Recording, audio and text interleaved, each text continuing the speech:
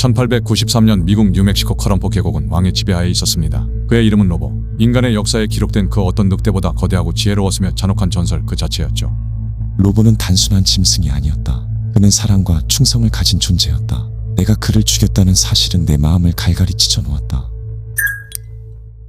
당시 미국 서부는 개척시대의 끝자락에 있었습니다. 목장을 지키기 위해 늑대는 모두 제거해야 할 해로운 동물로 취급되던 시기였죠. 커럼포 평원의 목축업자들은 한 늑대 무리 때문에 밤잠을 이룰 수 없었습니다. 이 늑대 무리는 보통 늑대들과는 좀 달랐습니다. 그들의 리더 로보는 엄청난 체격에 비상한 지능을 지닌 존재였죠. 로보가 이끄는 늑대 무리는 1891년부터 무려 5년에 걸쳐 목장에서 소와 양, 염소 수천 마리를 무자비하게 사냥했습니다. 그 피해액은 수만 달러에 달했고 오늘날의 가치로 환산하면 상상하기 어려울 정도의 거액이었습니다. 그들은 모든 사냥 기술을 비웃기라도 하듯 인간을 농락하고 있었는데요. 독을 넣으면 로보는 냄새를 맡고 독이 묻은 미끼만 골라 파헤쳐버렸습니다. 덫을 설치하면 그 주변을 유유히 배회하고 인간의 속셈을 간파하며 조롱하듯 지나갔습니다. 로보는 더 이상 단순한 야생동물이 아니었습니다. 마치 이성을 가진 존재처럼 인간과 치열한 두뇌 싸움을 벌이는 적에 가까운 존재였죠. 로보를 잡기 위한 인간들의 노력은 그야말로 처절했습니다. 늑대 한 마리에 무려 $1000라는 거액의 현상금이 걸렸고 수많은 전문 사냥꾼들이 커럼포로 몰려들었지만 결과는 언제나 같았습니다.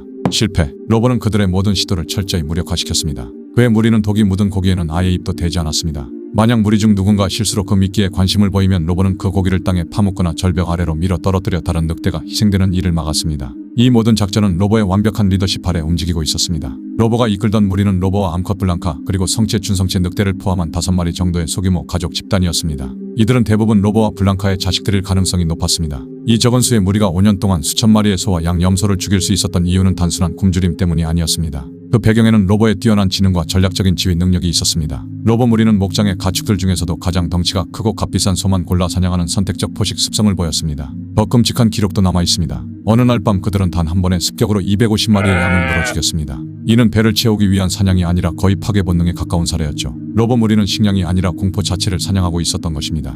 단순한 먹이 사냥이 아니라 인간의 영역에 대한 경고이자 지배력 과시에 가까운 행위였던 것이죠. 그들의 사냥 방식은 이 무리가 더 이상 야생동물이 아니라 인간의 세계에 맞서는 지능적인 적임을 보여주는 결정적 증거였습니다. 가장 교묘했던 것은 덫에 대한 대응이었습니다. 로보는 덫이 놓인 주변을 천천히 돌며 냄새를 맡아 정확한 위치를 파악했습니다. 그리고는 발톱으로 흙을 긁어 덫을 파헤쳐 드러내버리곤 했습니다. 이 모습을 본 인간들은 점점 이렇게 믿기 시작했습니다. 로보는 늑대가 아니라 장군이다. 그는 단순히 도망치는 동물이 아니었습니다. 적의 패턴을 분석하고 그에 맞춰 대응하는 전략가였습니다. 밤이 되면 커럼포 계곡 전체를 울리는 로보의 깊고 당당한 울음소리가 퍼져나갔습니다. 그 소리는 무리를 결집시키는 신호이자 동시에 인간에게 보내는 선전포고와도 같은 도전장이었습니다. 인간의 모든 무기가 무력해졌을 때 한 남자가 이 사냥에 뛰어듭니다. 바로 자연주의자이자 사냥꾼이었던 어니스트 톰프슨 시튼이었습니다. 시튼은 로보를 단순히 해로운 짐승이 아니라 지능과 감정을 지닌 하나의 존재로 대했습니다. 그는 몇 주 동안 로보의 발자국을 쫓으며 그의 일상과 사냥 방식을 집요하게 관찰했습니다. 로보는 언제나 무리의 맨 앞에서 달렸습니다. 뒤따르는 늑대들이 덫이나 독에 걸리지 않도록 일부러 헷갈리게 만드는 발자국을 남기며 선두에서 길을 열었습니다. 그러던 어느 날 시트는 발자국에서 이상한 점 하나를 발견합니다. 로보의 짝 블랑카의 발자국이 로보보다 앞서 나 있었던 것입니다. 늑대 무리는 철저한 위계질서에 따라 움직입니다. 이 질서를 깨는 행위는 곧 반역을 의미합니다. 이동할 때도 사냥을 할 때도 로보는 언제나 무리의 선두를 지켰습니다. 우두머리보다 앞서 걷는 행동은 단순한 실수가 아니라 리더의 지위에 대한 도전이자 내가 무리를 이끌 자격이 있다는 하위 늑대의 노골적인 반항으로 여겨집니다. 그러나 로보가 무리를 이끌던 동안 이 불문율은 한 번도 깨진 적이 없었습니다. 누구도 감히 그의 앞에 서지 못했죠. 이는 로보가 자신의 무리를 완벽히 장악하고 있었으며 인간이 만든 덫이나 독보다 더 무서운 것이 바로 무리 내의 질서라는 사실을 누구보다 잘 알고 있었다는 증거이기도 합니다.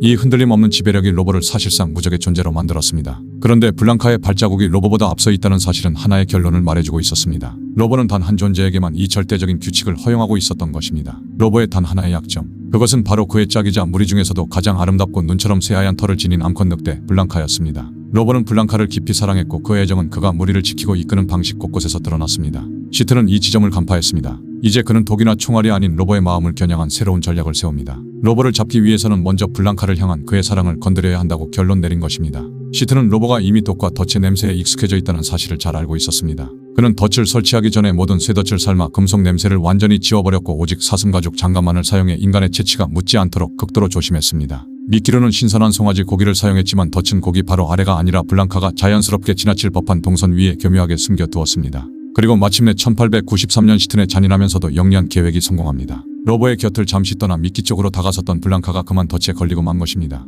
블랑카는 덫에 잡힌 뒤 사력을 다해 몸부림쳤지만 결국 벗어나지 못했고 그녀의 마지막 울음소리는 커럼포 계곡 전체에 메아리 쳤습니다.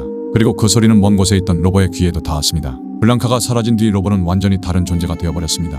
그동안 인간을 조롱하던 교활함과 신중함은 사라지고 그는 이성을 잃은 듯 행동했습니다. 며칠 동안 밤낮을 가리지 않고 오직 블랑카의 흔적을 쫓으며 미친 듯이 울부짖고 계곡을 헤맸습니다. 늑대왕 로보의 울음소리는 이제 도전장이 아니라 가슴을 찢는 비탄 그 자체였습니다. 시트는 자신의 기록에 이렇게 남깁니다. 그 울음은 슬픔이었다. 분노도 복수도 아닌. 며칠 뒤 시트는 다시 로보의 흔적을 발견합니다. 그런데 이번에는 이상한 점이 하나 있었습니다. 로보가 그토록 경계하고 피해오던 인간의 덫이 있는 곳으로 다가가고 있었던 것입니다. 시트는 이 순간을 놓치지 않았습니다. 블랑카가 죽자 그녀의 시신을 로보가 자주 지나다니던 길목에 묶어두고 멀리서도 볼 수 있게 두었습니다. 심지어 블랑카의 발을 잘라 발자국까지 남겨 그 자리로 유인하는 치밀함을 보였습니다. 그리고 그 주변에 여러 개의 덫을 촘촘히 설치했습니다. 로보의 지능이라면 이 모든 장치를 단번에 간파하고 피했을 것입니다. 그러나 사랑하는 짝을 잃은 슬픔과 집착에 사로잡힌 그는 평소의 로보가 아니었습니다. 로보는 결국 블랑카의 시신을 발견하게 됩니다. 그는 슬픔에 압도된 나머지 주변에 숨겨진 덫 따위는 전혀 의식하지 못한 채 쓰러진 짝의 곁으로 다가갔습니다. 그렇게 로보는 블랑카의 시신 주위에 설치된 여러 개의 덫에 동시에 걸려 포획되고 맙니다. 평소라면 결코 건드리지 않았을 시튼의 덫에 그날 로보는 무방비 상태로 발을 내디뎠던 것입니다. 1894년 1월 31일 시튼이 마주한 것은 덫에 걸려 더 이상 도망칠 수 없지만 마지막까지 눈빛만은 굴복하지 않은 늑대왕 로보였습니다. 거대하고 위풍당당했던 왕은 쇠덫에 발이 묶인 채로도 고개를 들고 인간을 노려보며 끝까지 자존심을 꺾지 않는 분노의 시선을 보냈습니다. 시트는 덫에 걸린 로보에게 음식과 물을 내밀었습니다. 하지만 로보는 끝까지 아무것도 입에 대지 않았습니다. 자신이 자유를 잃었고 사랑하는 짝까지 잃었다는 사실을 알고 있었던 것이죠. 늑대왕 로보는 굴욕적인 삶을 이어가는 대신 마지막 남은 품위를 지키는 길을 선택했습니다. 그는 하루 종일 단식하며 묵묵히 버텼습니다. 시트는 그런 로보의 눈빛에서 단순한 짐승이 아닌 고귀하고도 비극적인 하나의 영혼을 보았습니다. 그날 밤 시트는 로보를 블랑카의 시신 곁으로 옮겨 묶어두었습니다. 그리고 다음날 아침 로보는 조용히 숨을 거두었습니다. 비굴하게 발버둥치지도 울부짖지도 않은 채 로보는 힘을 잃은 사자, 자유를 잃은 독수리, 짝을 잃은 비둘기에 세 가지 괴로움을 안고 스스로 죽음을 택했습니다. 시트는 이 일을 슬픔으로 인한 죽음이라고 기록했습니다. 인간과 커럼포 평원의 늑대들 사이에서 벌어졌던 치열한 전쟁은 결국 인간의 승리로 끝났습니다. 로보는 가죽만 남긴 채 블랑카와 함께 같은 땅에 묻혔습니다. 로보의 가죽은 단순한 전리품이나 박제가 아니라 19세기 말 인간의 탐욕과 야생의 고귀함이 정면으로 충돌했던 비극적인 역사의 증거로 남게 되었습니다. 시트는 훗날 짙은 동물기에서 이렇게 고백합니다. 나는 사랑하는 배우자를 먼저 죽이는 정말 비열한 방법으로 이겼다.